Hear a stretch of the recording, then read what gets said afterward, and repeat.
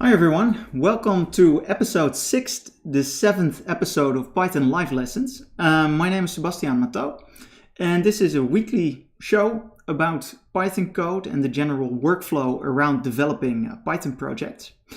And what we're going to cover today is continue basically where we left off during the last episodes, in which we developed a Python application called Markdown Code Exec. Hi. And our goal for today's episode is actually to publish this project that we previously developed on pip so that other people can install it. So what I mean by that, for those of you who are not super familiar, I think most people know what pip is. So there is a so-called a website, a repository called PyPI, the Python Package Index. Hi, welcome to the stream. This is where this is sort of the standard way, the app store of Python libraries, so to say. So then if you want to install, you want to install some kind of Python package, say our Python package Markdown Code Exec, then you would type in the terminal pip install and then the name of the package that you want to install, and it would be downloaded and installed in your Python environment. This is the main way to install Python packages. Not the only way. There are also, for example, other ways, like Anaconda is a Python environment that has its own package management tool. If you work under Ubuntu, Ubuntu has its own package management tool. So there are various ways to install Python packages. But pip install is by a landslide the most famous one, the best known one. And our goal is to basically allow users to install our package, Markdown Code Exec, in this easy way by typing pip install. And as you will see, that's quite easy to do. So how does that work? So I'm going to, just to get this out of the way, there has been a shift in the Python ecosystem where for a very long time, the normal way to actually package your software was to create a file called setup.py, and setup.py would basically do everything related to packaging. It would be the entry point, the script that would create a wheel package, which is the package format that Python uses. It would allow you to download the source code and run setup.py to install your package from source. It did a lot of slightly different jobs. And then there was a tool called Twine that would upload your package to PyPI. This is the old way, and actually quite recently-ish, the Python ecosystem has shifted to a emerging new standard. This probably will change somewhat, I think, over the next releases. But the idea is that there is a single project file, pyproject.toml, Tom's markup language, and a tool called flit, and together this file that describes your project and flit that actually reads the file and builds a package and uploads the package to PyPI. Together they actually perform the packaging operations. So that's what we're going to do. We're not going to create a setup.py, we're going to create a pyproject.toml and use flit. Now, as always, the main goal of doing this live is to engage with questions in the chat. So if there are some questions or comments or suggestions, please don't hesitate to post them in the chat if you are watching this live, of course. So let's actually get to work.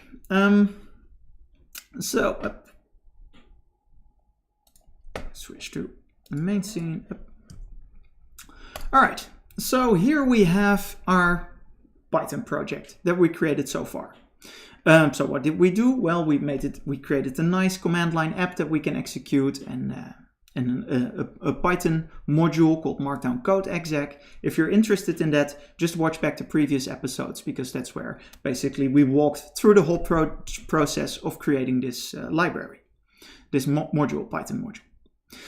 Now, and for today, the first step that we need to do, as I already said, what we need is a file called pyproject.toml. So let's just create an empty file called pyproject.toml. Up, new file, pyproject.toml, up, and I will open it. And here in this file, all the stuff that we need to describe our project, that's where it will go. So it will contain the metadata, things like where the documentation lives, who the author is, things like that. So let's put it aside, up, and then in the browser, I will go, and this what you're looking at now is the documentation of flit. So it's a bit messy. I'm not going to lie, the ecosystem around packaging Python packages is a bit messy. But this, if you Google for flit and pyproject.toml, you will find this documentation. And to a very large extent, it just describes the stuff that you need to put here in this pyproject.toml file. So at the top, it just says, okay, for any new project using flit, it will look like this.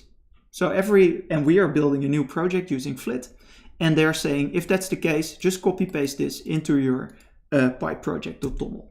What does this do? I don't know exactly, but basically they try to make flit also backwards compatible with older packages, and then you could indicate other things in here. But for our purpose, we just want to sort of look towards the future and copy their recommendation. This is the metadata that we need to have in any case, without really understanding what it means. This is at the top. This is a bit of black magic, but for the rest, the stuff that we're going to put in our pyproject.toml is pretty easy. It is kind of sort of simple metadata that describes basic properties of our Python project. So let's also just copy this and put it in there. So this, of course, is related, is metadata for sort of an example project file. For an example Python project, but we need to just adjust it accordingly, right? So the name is not AST check, but it is markdown code exec. So the name refers to the name of the package as it will be called on PyPI if we upload it. The authors, well, that's me, of course. So my name is Sebastiaan Mathôt. Email address, the one that I use for this stuff in any case, coxai.nl. There is a README file. We are actually not using a rich text. We are using a readme.md, right? So here you see we have our readme.md that we actually created in the previous episode. And that is our README file. We have a license that indicates what the license is under which our module should be distributed. Here they're saying an MIT license. I prefer the GNU General Public License, not because that's a very well-informed choice, but just because that's kind of what I'm used to. I'm not super familiar with the differences between all the licenses, but the MIT license is a little bit more permissive, and the GPL is sort of the standard open source license. So I just copied this string. I had that prepared in a little notebook. And this string that you have here, this very long thing,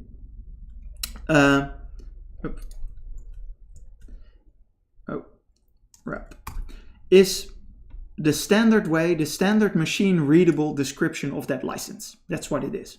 So you need to make sure that it actually matches this standard machine readable format, which you can just find if you Google. Then it requires Python version larger than 3.5. That's to me fine. But of course you can adjust it, right? If you have other requirements.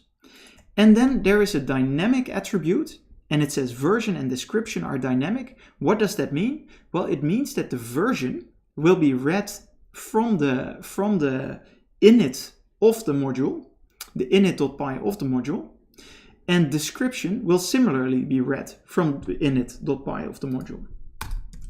So let's actually open init.py. And then you see this is the version. So flit will be smart enough to basically read this and put it in, use that as the version. What is the description? Well, the description is the docstring of the init. So if I here say, I'll just copy it up. Execute, right? So during the last episode, we looked at docstrings, and we saw that the docstring is something between these triple quotes that is generally under a function definition. but you can also have doc strings for modules and classes and other things. And this right here is a doc string for the module, and flit will actually read that automatically and use that as the description. All right. So, and I should say executes, not execute. Well, all right. So, and let's also bump actually the version, because now we're going to do something new. Okay. So that's what will be used. That's how flit will know the version and the description. Pretty easy, right? And pretty well described also. Now, then we can say that our module had dependencies, when we could also create a list of dependencies here. We could say, for example, all right, numpy. Actually, Markdown code exec doesn't have any dependencies, so we can leave this empty. But you could specify that here, and that would mean that if people pip install your package, all those dependencies would be installed along with the package. What other things can you specify? Well, one thing that is important, you can specify also links to documentation, etc. But one thing that is important for our package and for many other packages is an entry point. So I will say project.script, and then I will say markdown code exec is, and then I'll say markdown. I will type this and then explain what it means. Up. So we have a command line application, and we want our flit, when we build the package and when we pip install it, we want actually our application to be available as a command line app. So we don't only want to be able to import Markdown code exec as a Python library, but we also want to be able to execute it as a command line app. And we want the name of the command line app to be markdown-code-exec. And what we want to happen is that when we call Markdown code exec, that from the Markdown code exec module and the submodule _app, the app function is called. That is what this means right here. So if I open that the app module here, make it full screen, you see that we have an app function, and this app function is what you would call the entry point of our program. So basically calling the app function is the same as executing our command line app.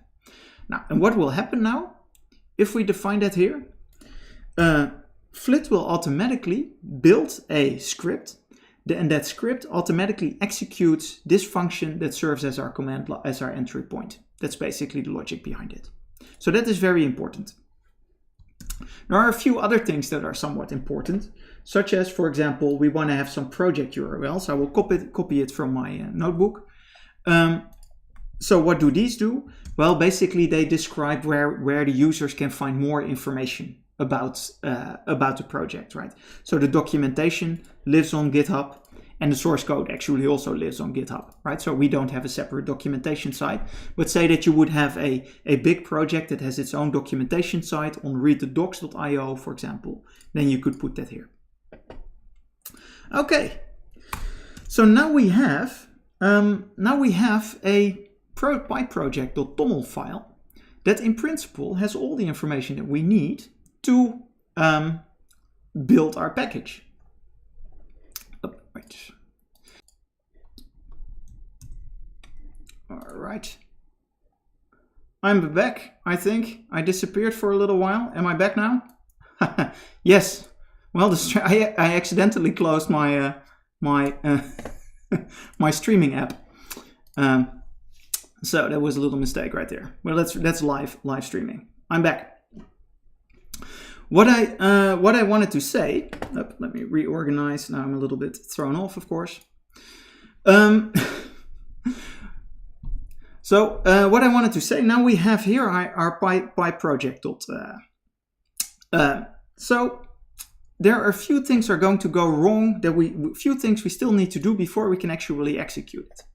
So let's actually switch to an editor here, or a terminal. Here we have it.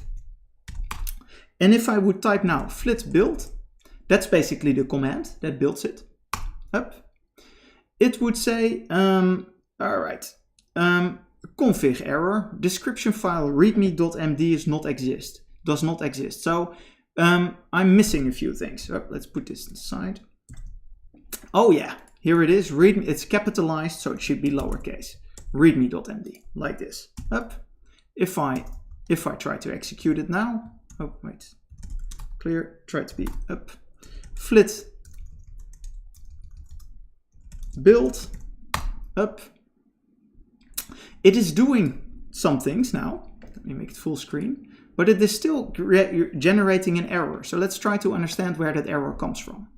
So flit, by the way, is a Python package that you can pip install. So at some point in the past, I said pip install flit, and then I had flit, and that's the tool that I'm using now. What it is saying here is, let's run it again, flit build. Multiple files or folders could be markdown code exec.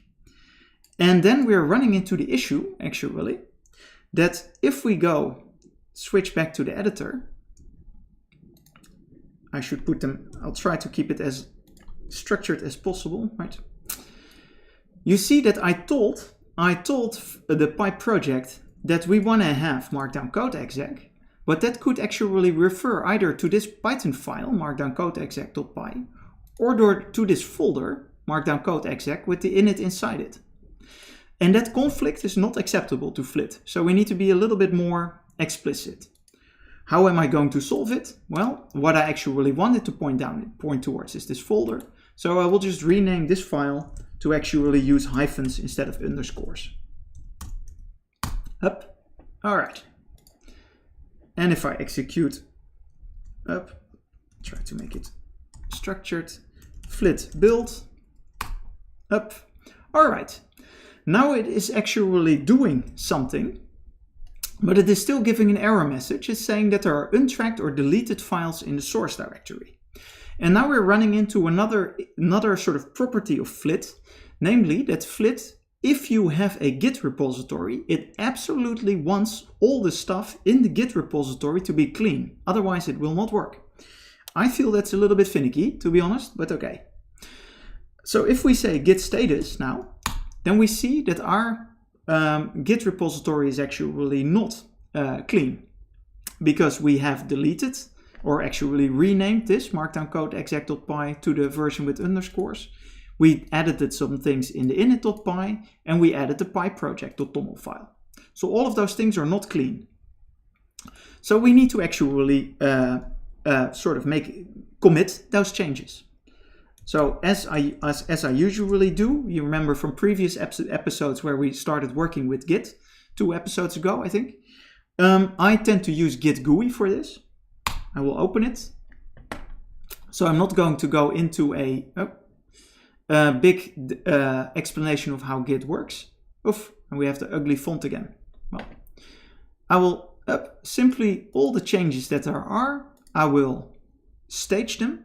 So here in the red field, that's where all the things live that Git doesn't know about. In the green field, those are all the changes that we want to give a name by committing them. You can go back to the Git episode and learn about that.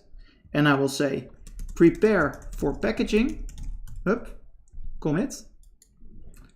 And if I now go back to the terminal, so the slash simply means carriage return, so we start at the beginning of the line, so it's a bit clearer for you. And if I type flit build, now you see that we actually get a whole bunch of green messages, and it says a bunch of things, right? But the most important things that it says is that we built sdist, markdown code exec.tar.gz, and built a wheel, markdown code exec .wheel. Now, the .wheel package, that's the standard Python package that you actually use when you pip install stuff. And we now have it. It's automatically built for us. Let's take a look. If I go switch back to Rapunzel. Now, under dist, well, let's say not use git ignore, under dist. In that folder, there are now 2 packages here. One called .wheel and one called .tar.gz. And that is basically the end product of our packaging process. That is our Python package. Of course, users can at this point not yet pip install it, right? Because it only lives on my computer. So no one will be able to say pip install markdown code exec. But we can now very simply actually upload it to PyPI, I should say. So let's take a look at how that works. So the next step will be to say, here, I will say flit upload. That's everything. That will actually work for me. But but of course, there is no black magic involved. You need to actually undertake a few steps before you can upload something to PyPI. The first step is to actually upload something, to actually create an account on PyPI. So I have done so. And that is very easy, it's free, and you just create an account on PyPI, and then you have a username and you have a password. That's how easy it is. Then, what you need to do, let me actually switch back to the browser. I feel like I'm switching a lot back and forth between different things. I hope that's not too confusing for you, but it's just because we're managing a lot of different things, right? The terminal, the editor, the documentation, and I'm going back and forth between all of those. So let's go back up to the browser, and here on the documentation of Flit, you see they have a section called uploading, Flit, controlling package uploads. I click on that. And then they say, well, you know, you should have a file called py.pyrc, .pypyrc, and in .pypyrc, you basically indicate your credentials. So you say, the only thing that you really need is this. The other stuff indicates, okay, if you want to make use of the test server, you can do that. But if you just want to upload to PyPI directly, then you have this. You have a repository that is a fixed link to PyPI. You have a username, that is your username on PyPI. And you have a password that they don't show here, but you should have it, that contains your password. I'm not going to show you my PyRC because it contains my password, but I have a file like this on my computer in my home folder. And when I say flit upload, it will work and it will be able to upload to PyPI because I have an account on PyPI and I have this .pyrc file in my home folder. So let's actually see how that works. So if I now here, if I say flit upload, Flit will first build the package as we did before. And then it will try to upload it to PyPI. And I'm doing this live, as you know, so let's hope that it actually works. And as soon as it has worked, we will be able to pip install it. We will be basically done. Let's see. It's not flit upload. It is flit publish. There we go. Okay. And you see, there it goes. It actually first built everything and then uploaded it by default to the normal PyPI repository, so not the test PyPI repository. For beginners, I would say first play around with the test PyPI, otherwise you end up uploading a lot of junk to the actual PyPI. You can actually, no one will stop you from doing that, but it's a bit impolite maybe. But here I actually uploaded it immediately to the regular PyPI. And if I now switch to the browser and I go to pypi.org,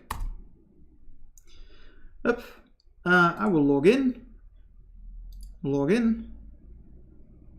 and you will see here are all my projects. I have lots of projects on PyPI for your installation pleasure, so to say. And in Markdown Code Exec is the latest one. So if I click on View, you see that actually it will have a very nice README that is copied from the README on my computer.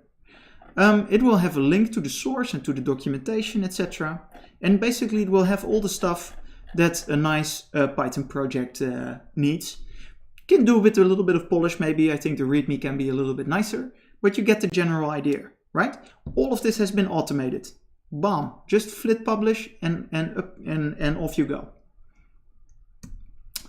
All right, now, and then to actually show you how easy it is to install it, I can say, well, let me switch actually to my home folder because otherwise, otherwise you might get confused between the version of Markdown code exec that I have actually coded on my computer and the version that I'm now going to install.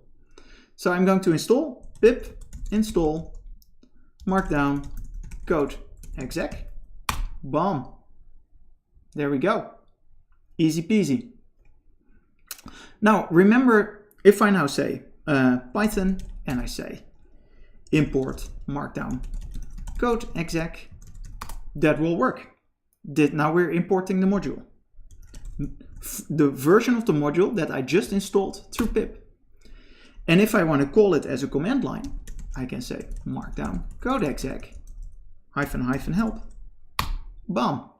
And we get actually the command line script. So you see that we're now actually basically running the app function inside the module, nicely, sweetly encapsulated in a script, Markdown code exec, that I can simply execute as a regular command line application. Now that's it, actually. We have created a PyPI. Let's actually switch back so we can see it again. We've created a pyproject.toml file. We added some metadata in the pyproject.toml. You see, it's pretty easy. There's not that complex, all the stuff that you need to put in there. The main thing to know if you want to have a command line app is that you need to indicate this you have to have this project.script section that has an entry that points to the correct function in your code. And then it will automatically be sort of exposed as a command line app. You can specify dependencies that will be automatically installed. There are no dependencies here because Markdown code exec doesn't have dependencies. But if it did, we would have specified them here and they would have been automatically installed. And that's it. So I think to close this off, let's actually tag a nice new release. How am I going to do that? Right.